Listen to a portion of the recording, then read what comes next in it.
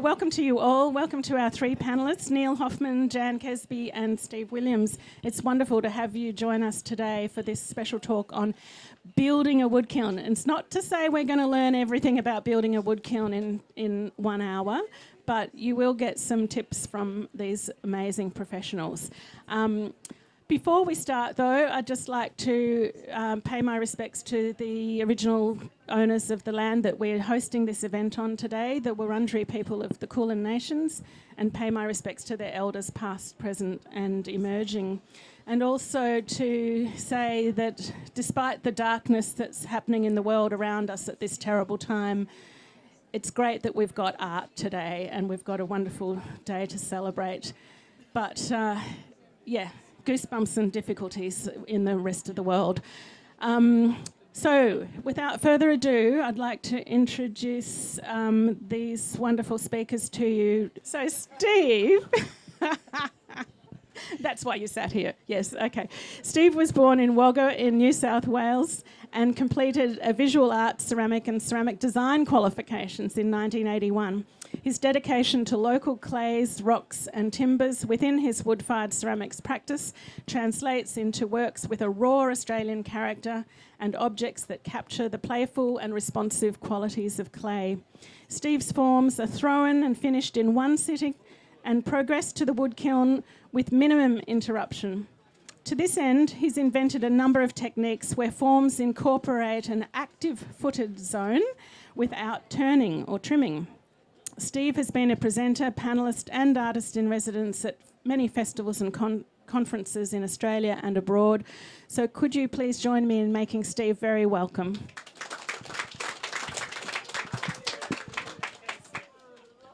Thanks, Jane. So I'll briefly just talk a little bit about how wood firing became the only surface treatment that fitted for me.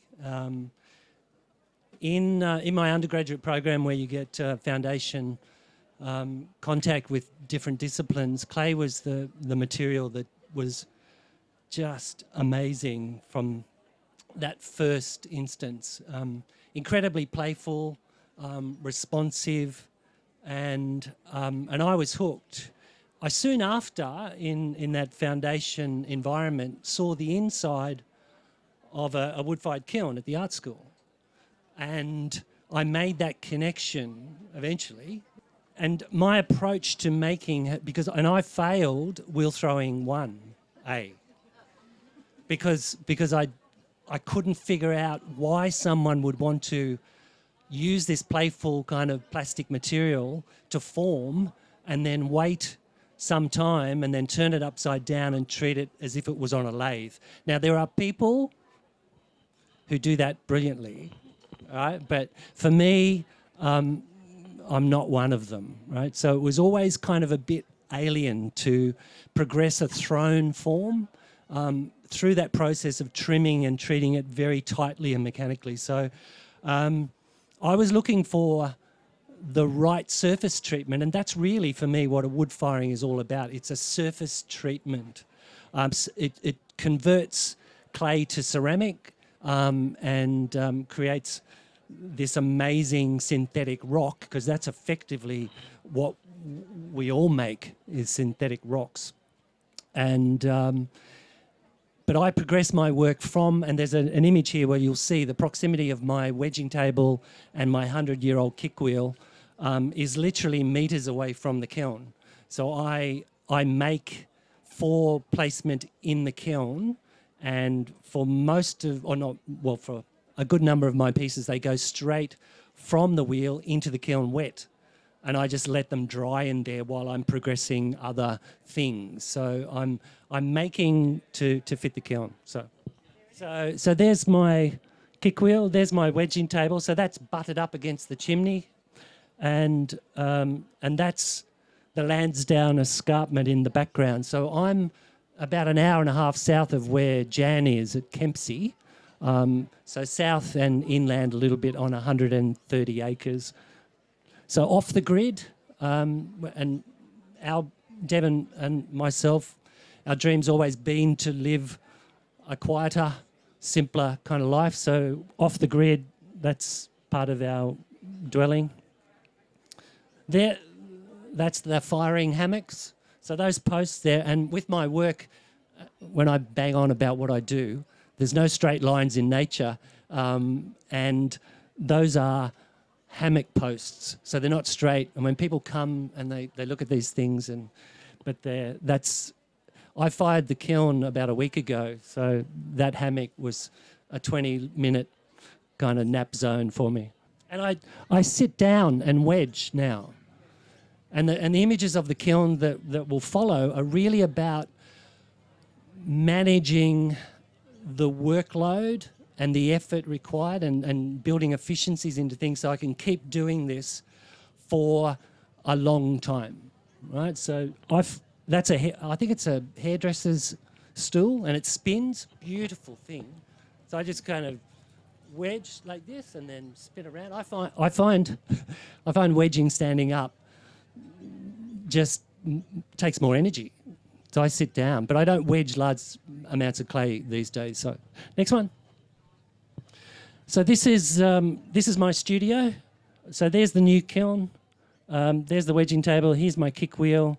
So my work progresses from there to there, and I can't tell you like how joyful that is right now. I'll show you an image of my previous kiln. So this is my new kiln. So there's a few features, and Jane has asked all of us to just kind of talk a little bit about the design and the reasons why.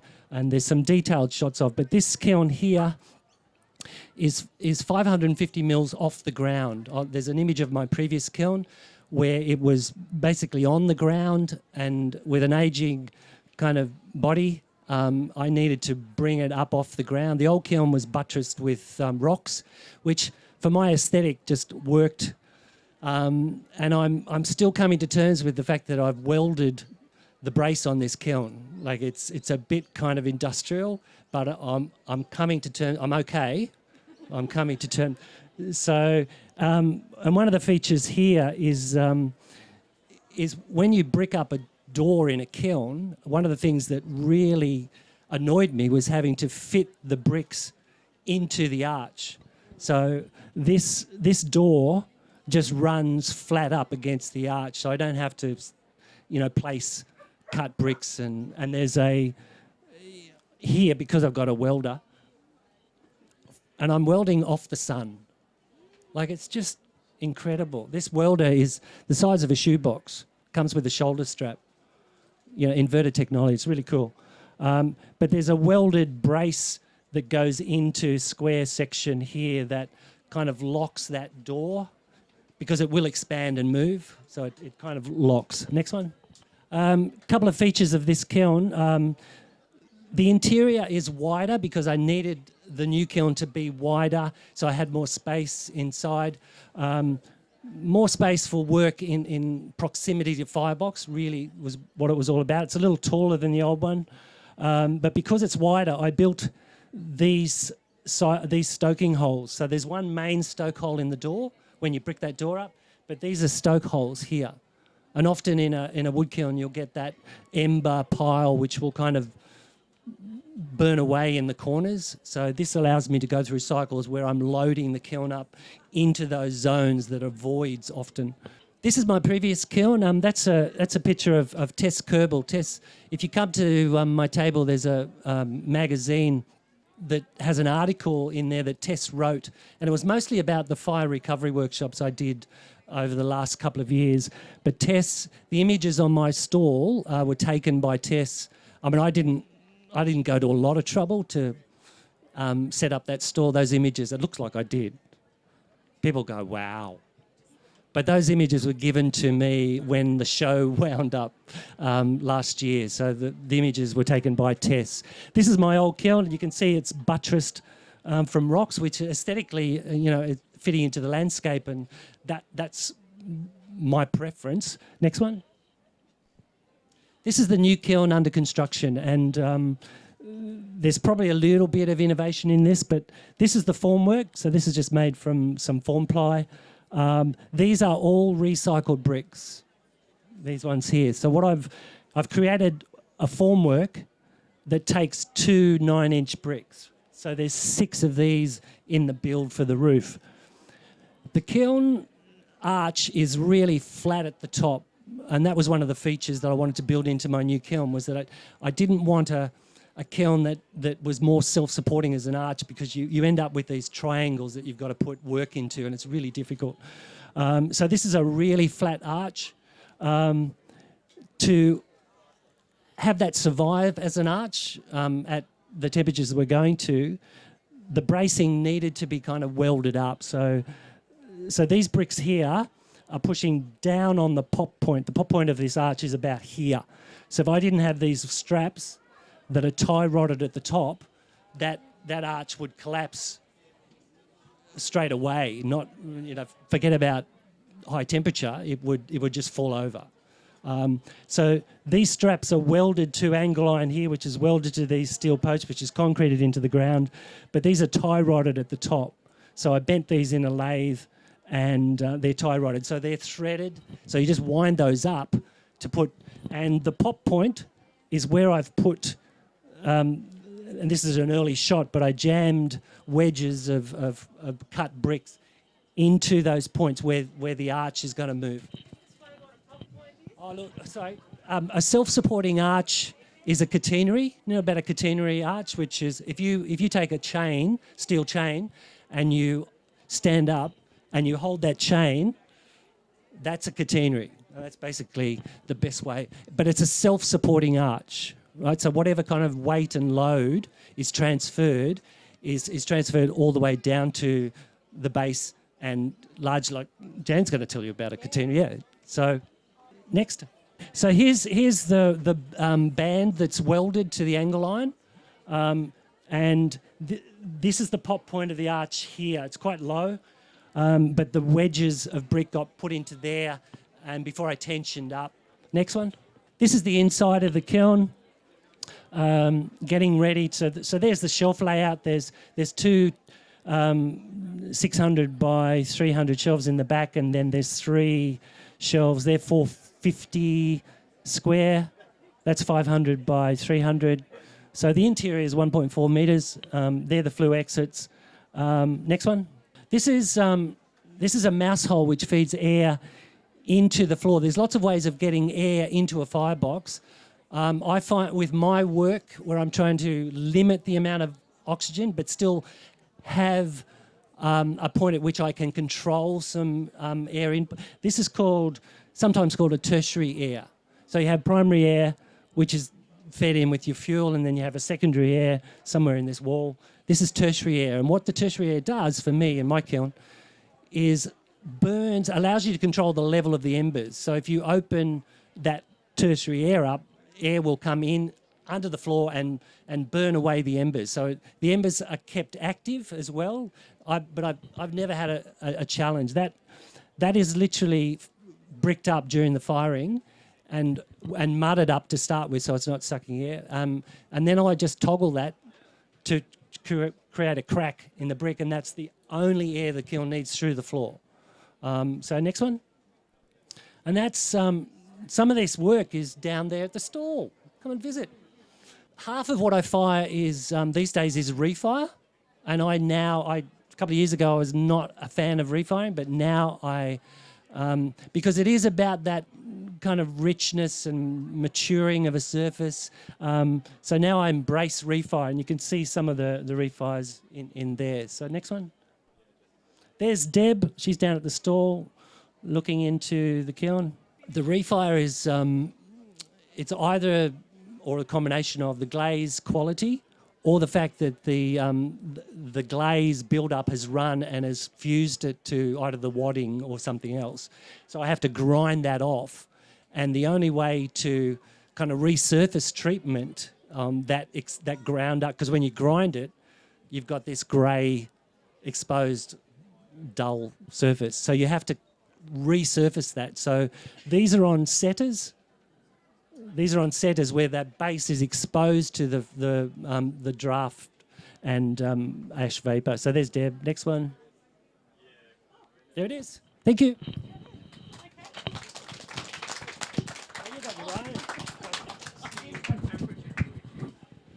can just repeat the question so everyone Yeah, what can... temperatures do I achieve? That last firing, the cones that you can see, and I'm not a massive fan of cones, and Owen Rye's responsible for that. He's the one that, and I'll come to the stall and I'll tell you the story behind cones and Owen Rye. It's too hilarious.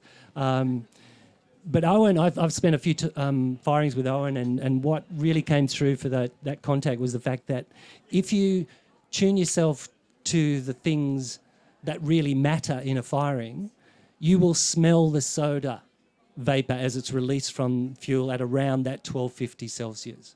So there are signs, not just the atmospheric colour, but there are signs and sounds and smells. And at some point you're looking at the work because you know it's getting hot and things are melting, and you look at the surface. And yeah, so cone 13 in the front of that kiln, cone 10 in the back of that kiln. So, yep. Any more? We will have more questions afterwards, but thanks, Steve. If we could grab Jann now. Thank you. We've just had the privilege at Slow Clay Centre of having a wonderful workshop with Jann last weekend, which seems now like so long ago because we've been so busy during the week. But it was a fabulous workshop, and I'm so looking forward to this talk and hearing more about your kilns in particular. But let me just give you some background about Jann. She was born in Kempsey in New South Wales, and that's where her workshop is as well, and where her kilns are now situated. So Jann's relationship with clay commenced during the 70s, late 70s, where she was working in a production workshop before moving to Sturt Craft Workshop in Mittagong, which some of you might know about. And she was under the guidance of Ian Mackay in those days. Jann is fortunate to be an old school trained, these are her inverted commas, as an apprentice in production workshops. During this time, she was introduced to wood firing and has been firing kilns with wood ever since. She spent time in Japan studying and presently has an anagama kiln and a catenary arch kiln, which she fires her works in. Jann is currently exploring clay bodies using local decomposed granite and long firings. So could you join me in making Jann welcome, please? Thank you, Jane. I'm on. Thank you, everyone, for coming. Oh, okay. Thank you for all coming. I can hear it now. Okay, well, I've recently built, in 2019, a catenary arch kiln. It's kiln number 4 in my wood firing kilns. I initially started with a Phoenix fast fire. Then I progressed to a double firebox burry box. Then I've got an anagama, and I've just built the catenary. So here is the demolition of the burry box. Now, apart from the fact that this burry box had seen better days, as you can see, the throat arches, everything sagging, melting, I wanted my next kiln to have, so the work could be closer to the action of the ember and the firebox. And so with the catenary, the firebox is right inside the kiln. I don't have a bag wall. I use pots as the bag wall. And I'm, activating the embers when I'm getting up around top temperature to actually move some of that ember onto the pots. As Steve said, and for me too, it's the surface that I'm after of firing with wood and the subtle nuances that come with, firing with wood. Next, please, Jane. Here, you might see the chain. So there's a chain upside down, and that is how the... I've got the photo.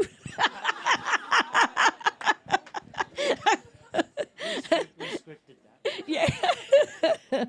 And then, so this then forms the arch for the kiln. Next, please, Jane. And look, my images are very much step by step on how the kiln was built, so people can actually get a bit of an idea. And it went up literally in a week. But I also had assistance from a fabulous kiln builder, Jann, Daniel Wall, came and gave me a hand. And there was a couple of young fellows that were really keen to see how a wood kiln went together. So I got them. 95% of the bricks are recycled bricks, so they came either out of the burry box or they were collected from a previous kiln site. And so here we are, you can see the shelves. So this is getting the footprint of the size of the kiln. So these are basically 500 by 520, so it's, you know, 1.10 m or so across, and then 3 stacks of 12 by 18s at the back. Next, please, Jane. Formwork's made, and we'll go to the next one, Jane. And that was built out of ply. So this was built up off the ground using Besser blocks so the firebox could be incorporated into the front of the kiln, and then the floor is built up on top of the Besser blocks. Here we are getting up into the firebox. So I've got the firebox coming back, and then the wall of the kiln. This style of kiln does not normally have a grate in it, and I've put a grate in it for the option of being able to control and burn the embers more. In one of my initial kiln that I had, a Phoenix Fast Fire, I had such a problem with embers building up that I couldn't, get temperature rise, and I was using hardwood, and I believe the kiln was designed to fire more with a softwood, and I had to rake ember out because it would fill up so much with ember. So I feel you can never have enough options of letting air in under the firebox and under the floor, so you've got the option. They're there to use if you need. So once there's 2 fireboxes to start the fire on the floor, you can see the grate is in here, and now we're up to the level of the floor of the kiln. And then the arch formwork is on, and then we start to, build the arch up over the base of the kiln. So the fire, so the initial fire is starting down here on the floor, and I'm building enough ember up in the floor to then go over onto that grate. The wood that I have access to, a lot of it is from a mill around the mid-north coast where I'm from. We have there was quite a, large area for timber work, and so the offcuts that I get are all kiln dried, and my philosophy on getting that kiln dried wood is something I don't have to go out and get trees felled, but if I didn't use that wood, it's generally burnt, and nothing is created from the energy that can be used with firing with wood. So that's a really fabulous facility to have, that I can go out, but it just takes a bit of time to load the wood, and it's all hardwood. So that hardwood is then perfect size for fitting, starting a fire on the floor and then moving over onto the fire, into the firebox. We've got an updraft happening, fire here up onto the fire grate. It then travels up over the arch and down through the flue exits on the floor.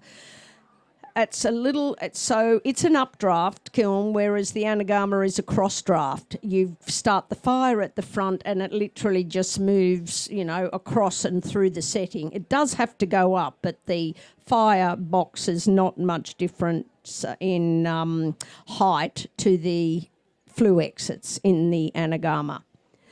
And another reason why I've got this catenary is that I like to have out of this kiln a more oxidised finish, because there are some glazes that I really enjoy to use, and if I've got those in the anagama and then do a reduced cool, the surface of the glaze crystallises. It's like snap cooling that glaze when it's really liquid, and it shivers, and it's not a very pleasant surface.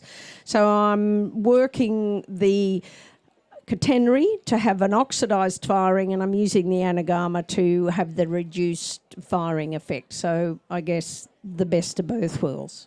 A lot of these bricks are recycled and building up over the form ply, and then continuing. There's a double skin on the arch, as well as then some insulating fibre of 1300 degrees KO wool, and over the top of it is like an adobe coating for insulation.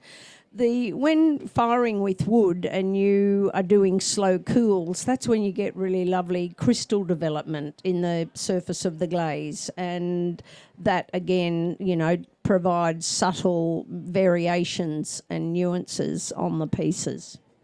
Now, if I was to suggest anything about building a kiln, I was thinking, it doesn't look very big when you lay it out on the floor, but then when you've got the arch and you're building it up, I've now, got a kiln that holds quite a lot of pots. So it's try and go small if you can. It takes a lot of pots to fill. But, and look, I've only done 6 firings in this, so I'm still getting to know the kiln, but every firing I'm learning more, and, I'm happier with the results as, they're progressing. There's a great sense of satisfaction when you remove the form work and the arch stays up. It's really lovely. And yes, hold your breath. And it sort of can move and all lock in.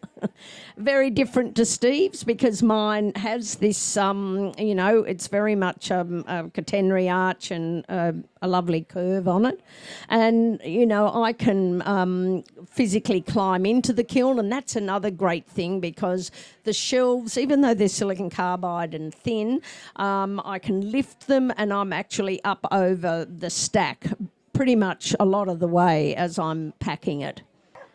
Bricking up the door and, finishing off arch work, closing in, the face of it. And it's a smaller door. On my anagama, I do very similar to Steve, brick the door up on the outside, which saves all that fiddling around with a little bit of, finding the little odd bits to fit in.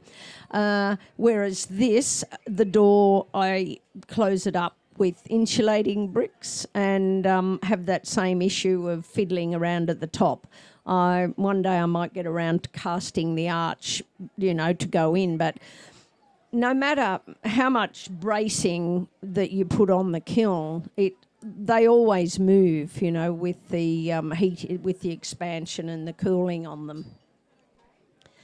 Now it's starting to look like it's nearing completion, and it becomes quite satisfying. And I think it was a little over a week that it took to get this up. So many hands made light work. It was really good to get it happening. And we worked long hours. The insulating or the outside surface are still a white. They're more like a white common. There's a fabulous brickwork close to where Steve is at Wingham, and I built a lot of those white commons were from Wingham bricks, and so I could reuse those. But definitely on the hot face, you want fire bricks, high alumina fire bricks. Oh no, chimneys going up, and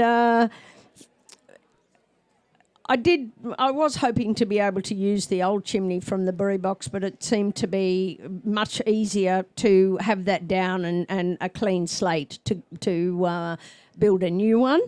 And next one, please, Jane. And then here we are mixing up the adobe coating, which was basically fire clay, sand, vermiculite, and some bales of straw or hay into it. And then put these little they're like seats or buttresses on the front of the firebox. So we've got the floor where we're initially starting the fire, then the secondary airs, and the primary airs are in around the side here where the above the fire grate. And Jann, you know, in mixing the adobe with his feet, which is a lovely way to, you know, be in touch with the mud. And I have a son who is very handy with welding. So another photo or two. The KO wool. So yeah, we've you know, you can see the kaolin, the fibre for insulation. And then, you know, my son was able to come on over and do all the welding and the bracing that needed to be done, and fitted, and I think I might have a photo or two there, Jane, of some, you know, the doors. He's probably the first stack. I too don't mind refiring works, and for similar reasons of if the glazes run too much or the pots at the back didn't reach temperature enough.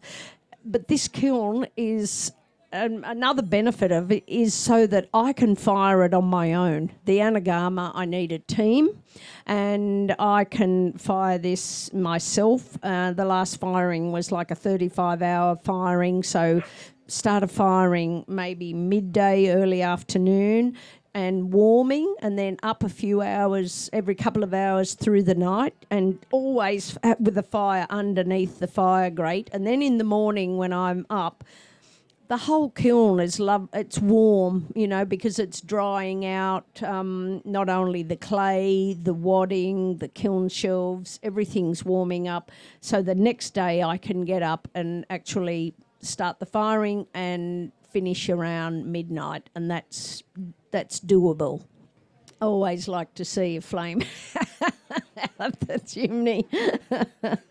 Oh, yeah, look at that energy. Yeah, it's fabulous. Nearly there, Jane, I think. And then the fired results, it holds, as you can see, a lot of pots, and I have a great tendency for packing the kiln fairly tight. So the pots all on the hot face here are more the effects I really enjoy. They're very luscious and wet and liquid, and then as you go back into the kiln, they're a lot quieter, so it accommodates more glazed work in the back. And then you can have surfaces left in the front, so it's picking up the ash from the firebox. The question was, if I've got bowls stacked at the front, are they not dripping and sticking together? Everything that goes in the wood kiln is wadded. So wadded with a refractory material, which is a mixture of clay and sand. And so it doesn't flux and fuse together at those temperatures. Doesn't mean that that's always the case. And if you get a lot of ash on that and you've glazed surfaces and the glaze is running, yeah, your wadding will stick. But I find the best way to deal with those is to put them in a tub of water and forget about them for a while. And when I say a while, it might be a couple of months. And you'll be surprised when you go back, it just breaks the fuse between the refractory wadding and the pot, and it will release off, but some of it does need grinding with a grinding wheel that you can actually get the wadding off. And then if it's too nasty on the underside, you can refire it by exposing that area. And that's about it. If you've got any questions. think we might leave questions till the end, but a lot of that sounded very technical, I'm thinking, to some of you. But if you do, if you're desperate to understand what some of those technical terms mean, just keep them in your head till the end and shout them out when we have questions, because it is important to try and understand, and it's a very complex thing. Or come to the stalls. Absolutely. Go to the stalls, see the work in the flesh. There's nothing quite like it, particularly because this screen is less than perfect. So let me introduce Neil Hoffmann to you. Neil comes from Reedy Marsh in northern Tasmania. So we're so lucky that these people have come from interstate, all three of them. So it's wonderful to have them here. So Neil's worked with clay and fire for over 40 years, initially producing gas-fired tableware. He now chooses the particularly transformative power of wood-burning kilns for the making of both functional and sculptural objects. Whole dolerite rocks and clay from his property are frequently used in his making. Between 1996 and 2001, Neil conducted the Clay Down Tasmania summer school programs on his property, I think. Is that right? And in 2011 convened the International Woodfire Tasmania event in his hometown of Deloraine. Over the years, he's exhibited widely, conducted workshops, given presentations at conferences and symposiums in Australia, USA, India, Indonesia and Europe. And in 2001, graduated with a Masters of Fine Art and Design from the University of Tasmania. Since 2009, Neil has been represented in the Australian Art Collection at the National Gallery of Canberra. So, with that as his amazing background, could you join me in making him very welcome? Thank you. Thanks, Jane. Okay. I'm going to break this down a little bit differently to the others, and I just want to, with all respect to my colleagues on my right, a kiln is really simply a box. I know we got some nice shapes and beautiful finishes, all terrific, but let's break it down. This is Kiln Building 101. And this image is just a reminder that a kiln is a box with a chimney. Okay, next one. And then the act of wood firing is really circus. It's a balancing act mixing heat-generating ingredients, wood and air, and trapping some of the heat generated to bring heat to bear on clay objects packed in the kiln for good effect. We mix fuel and air in the carburettor or firebox, and the exhaust, the chimney, allows the excess heat and emissions to exit the kiln, while at the same time acting as a suck to pull air into the firebox to support ongoing combustion with repeat stoking. It's a tool to turn wood into heat and accumulates that heat in order to turn clay into ceramic. For some, it's a tool for making glass from wood, providing the kiln is fired to a high enough temperature. So, making glass from wood. I had a glass maker of Peter Bowles, who runs Manifest Glass in Launceston, visit my studio recently or to participate in a workshop I was running, and he, for some reason, chose to enrol. But when we were walking around the kiln and I said to him that this is a tool to turn wood into glass, it blew him away because he was so accustomed to using highly refined materials in his studio practice to make glass for glass blowing. And this was, it was an interesting moment for both of us, I think. For some people, it's a tool to facilitate creativity as community and for gathering. So in many contexts around the world, there are people who come together frequently in community to fire kilns. often very big kilns and kilns that can't be managed by just one person or even a couple of people. And this image is from Woodfire Tasmania 2011 at the conference. This is a kiln, very unusual wood kiln, fires only at a low temperature, but was built by Yuri Wiedenhofer. The kiln was built in a day. The pots that were put in the kiln were made on the day, dug on the day from the property, and then the food was cooked on the kiln and served to a panel of judges, all in the day. And that was a fantastic community event. And it's just an example that wood firing can happen in quick time if you work on it. So here, the same event, and here the panel of judges were assessing the food and making judgment. Again, so a kiln may incorporate cooking. You may use it as a part of as a cooking device alongside your firing pots.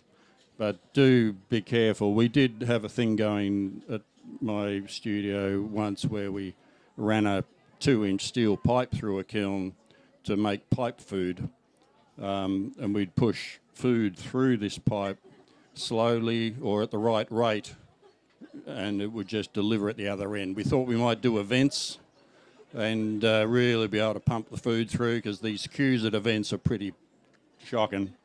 But we found haven't workshopped it sufficiently. I think there's a lot to be learnt yet. But if you do try it, don't put in cans of baked beans through that pipe. We nearly lost one young Indian lady who was visiting at the time when that can of baked beans just blew. It was very, very dangerous. Don't do that. All right, next one. Okay, now it's just a reminder that for some it can be a tool to have fun with your ageing mates, and may also be a great way to save on those gym subscriptions. Yeah, that's at my place. No. Okay, so next one. And now we're getting on to the more serious side of things. It's a tool that he's not all smiles all the time. This guy. Sometimes he's in deep trance of thought and contemplation. You can see on his hat there, it's all good because it's all wood fired. ? He's trying to work out why he does it. But the point here is that we do sort of need a conceptual framework from which, if we're going to bother with this stuff, I think. Or it's interesting to consider what, even if we're doing it already and we haven't tried and articulated that conceptual framework, to have a crack at that. Because to share our work with an audience, we want to know, we want to be able to talk about it from more than just it was a lot of work. We don't want the customer to buy into our pain of having to chop all the wood, having to stay up late for days and, labour so hard. If we can find a conceptual framework and some speak that means something over and above that, I think there is value in that. And I think it's a good thing to consider if you're thinking of wood firing. Next one. It might be a tool, the kiln might be a tool to promote guilt. We do make black smoke sometimes, some kilns more than others. And in this day and age, we do have to think about that stuff and be comfortable in what we do and how we do it. And we can't just plod along and be willy-nilly. So it's a part of the game is to make reasonable choices, I think. Yeah, and then the other thing is, which I don't have images connected to this point. I've touched on this already. You know, we're not looking to have a tool by which we can complain about all the hard work to our customers and have them take pity and pay double the price for our work. I don't think that's a good look. Or a tool, and we, you know, nor should it be a tool that we think of as turning a shitty pot into a good pot. I mean, sometimes we can do that with a refire, but I guess what I'm saying here is that wood firing doesn't generally alter it does sometimes alter the form of a pot and make it a better pot, but we don't rely simply on a sexy surface to turn a bad form into a good pot. So, you know, it's not a bad idea to learn how to make good pots before you spend too much fuel and energy committing them to a wood kiln. Yeah, as I said, you need to work out what you want your work to speak about, and then choose an appropriate method, whether it be wood firing or what type of wood firing, what type of kiln therefore, and go on from that. Now, I'll just show you a few pictures of some of my kilns. This is a long throat or train style kiln, and look, it's hard to read these pictures in this light, but we'll just go through them quickly, leave plenty of time for questions perhaps. Jann was talking about what were the appropriate materials for kilns in response to your question over here.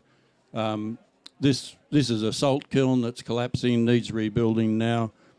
That slab on the top of the kiln wasn't high alumina, so it suffered and needs redoing. This is the kiln. I fired this kiln twice in the last month. This is another long throat. I've got several kilns, and I use them for different purposes. A lot of the work I've got here on show comes out of this kiln. Not all of it, but a lot of it. All my kilns are small, and they're very boxy. Okay. That's actually the first kiln I built, or the first firebox I built. It used to be longer kiln, going back to this chimney. I then shortened it. If you start to build wood kilns, you're probably going to build more than one if you stick with it, because to get it right or to get what you want to do happening for you. Okay. This is a Phoenix style kiln, a kiln similar to what Jann referred to. And I've got two of these. One's for salt, the one that was falling down. In fact, that's it, but that's before it was falling down. But I've got another one pretty much exactly the same. Okay. And this is a plan of this kiln. And the Indian friend that we nearly killed with the can of baked beans, she's got drafting skills, and she did detailed drawings for me of this kiln. And if anybody wants a copy of the plans, and if you come to my stall, write your email address clearly down, and I will email the plans to you. It takes about 500 bricks, this kiln. It fires very clean. It uses scrap timber, all sorts of dimensions. It fires in 8 to 12 hours. Uses about 500 bricks. Did I say that? Do you want me to say it again? No. Okay. Yeah. Look, this kiln. The first time I built this kiln, I built it as a raku kiln for Jane Unwar when she came down for a summer school for me to teach, and we fired it. We nearly burnt the faces off a couple of women from the northwest coast because it was terribly unfriendly. But we don't need to do that if we're firing to stoneware. And I just thought, well, let's have a go at this to stoneware, and it did. So it's a great little kiln for beginners to learn about wood firing. So I highly recommend it as a starting point. So as far as the little goes, what is that in dimensions? Inside, And you know, if you're making small pots, you can fit a lot of pots in there. No, it's a up cross draft kiln, but I've got modifications which I've never tried out yet, which I think can dump ash onto the work, which I could talk about with anybody that wants to chat about it. But it's not designed for a lot of ash. You only get fine ash, but you will learn a lot about firing with wood, starting this way. That's how it looks. So we've got firebox here, ash pit here, mouse holes or burn down the ember pile here, just inspection spies, passive dampers, flame watch viewing points, all this stuff we can talk about if you want to. We just brick that up each time. Anyway, all good. Any other questions? What's the lowest temperature you can use a wood firing kiln at? Well, what do we need to turn clay into ceramic? Steve's technical. 1080, 11. No. It changes. The vitrifying process begins at 472. Well done. Yeah. So it's a gradual glassification that's happening from that early. So this is in the dark, right? So it's not going to be coloured atmosphere until you're getting beyond 600. So that sintering, irreversible, is happening in those 400s. Yeah, I would have answered 700, but I'm sure he's right. He's right about most things. I've learnt that. Any other questions? Quick, one at the back. Yes? What's the lifetime of your kilns? The lifetime. How many times you fired? Yeah, it depends a lot on how often you fire and what you fire with, what you built the kiln out of. Like that salt kiln that's collapsing, you didn't see a shot of the inside of it, but it's heavily corroded. Salt firing is very corrosive of high silica bricks. That's why you should always use high alumina bricks if you've got them, but they cost a lot more. My kiln building revolves around salvaged bricks from industry, most of it. So it's a very hard question. Like a really well-built, high-grade materials, it'll last your lifetime, if you look after it. It's to do with the maintenance of the kiln too. And yeah. The burry box I dismantled. I salt glazed in that, and then I stopped salt glazing, but it was probably around 140 firings over maybe 20 years because I had young children and I would only get a couple of firings done a year, but the salt is very corrosive. Beautiful surfaces on the pots and the bricks as well, but that's why it kept slagging down. Every time you fired it, it'd sink a little lower. So, yeah. My answer to that question is I found that because my approach to working related to materials and some techniques and things, that's changing way before the kiln wears out. So my kilns are kind of rebuilt because my approach has changed. So I've never worn out a kiln. Jann has, and that's 140 firings. But my last kiln, it might see me out. So 3 firings a year, time to yeah. I don't know, 30, 40 years? Yeah.